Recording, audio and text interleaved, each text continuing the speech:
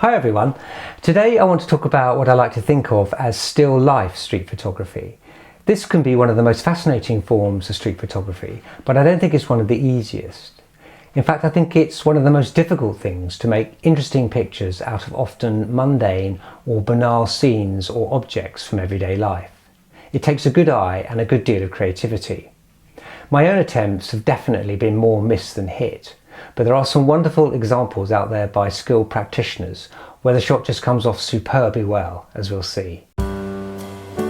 Abandoned and ordinary objects, there is nothing wrong in embracing them. In fact, such things can appear unexpectedly beautiful if depicted in a creative or unusual way. Things we see, buy, use, throw away, take for granted, or simply just ignore. This style of street photography doesn't generally include people, but a human presence is often felt in the subject of the image. In the early days of photography, when exposure times were long and cameras had to be mounted on tripods, objects were much easier to photograph than people. I love this image by French photographer Eugene Atget, who documented much of Parisian street life in the late 19th and early 20th centuries. A lost glove, a discarded shoe, a spilled coffee cup, a bench, the contents of a shop window, even litter. There are many ways to illustrate the everyday world around us and the potential beauty of inanimate objects. So where do we start and what do we look for on our photo walks? Well, I wouldn't necessarily go on a walk looking for things specifically to shoot for a still life composition. For me, it doesn't really work that way.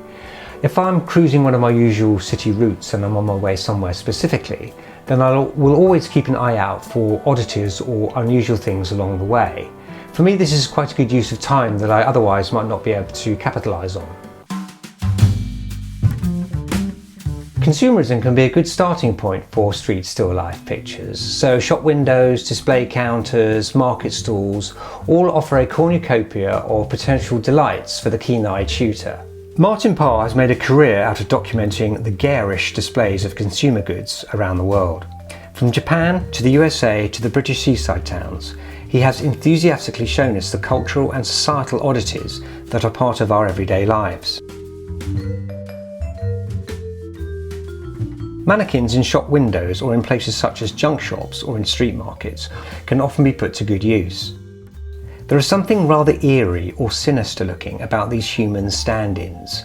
Their vacant expressions seem somehow full of menace in certain settings.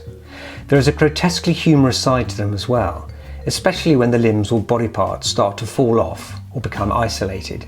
If it's the more arty sort of still life street picture you're after, then for inspiration look no further than the work of Ernst Haas. It's pure genius. Look how he uses light reflecting into a silver tray hanging in a junk shop to bring an image to life.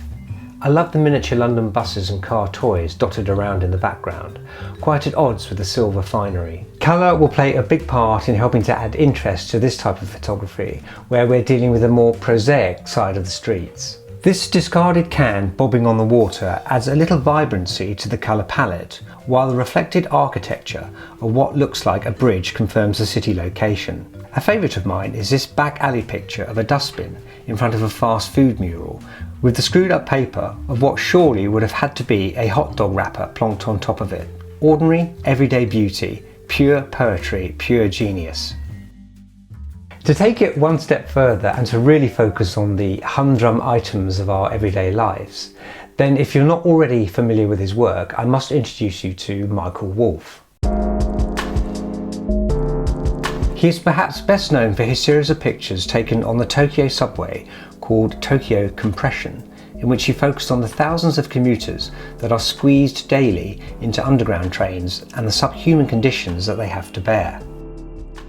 But I want to draw your attention to his still life images from Hong Kong, where he includes random objects in his Backdoor series, where things have been left outside for occasional storage, often because of the cramped living conditions of many of the city's inhabitants.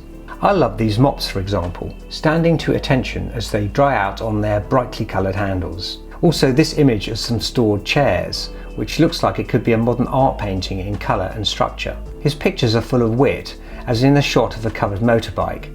Most people wouldn't give it a second thought, let alone turn it into a great street picture. Proof that you have to look at everything around you for picture potential when on your photo walks. I also love his series called Pipeworks, where he features intricate pipe systems and air conditioning ducts. So creative. Another item that we tend to see quite a lot of on the streets are cardboard boxes, and they can be surprisingly useful. As a makeshift seating arrangement, here in Michael Wolff's picture, or a handy hiding place in this image from Alex Webb, and also as a point of humour in this image from the brilliant Australian photographer Jesse Marlowe. You should check out his work if you don't know it.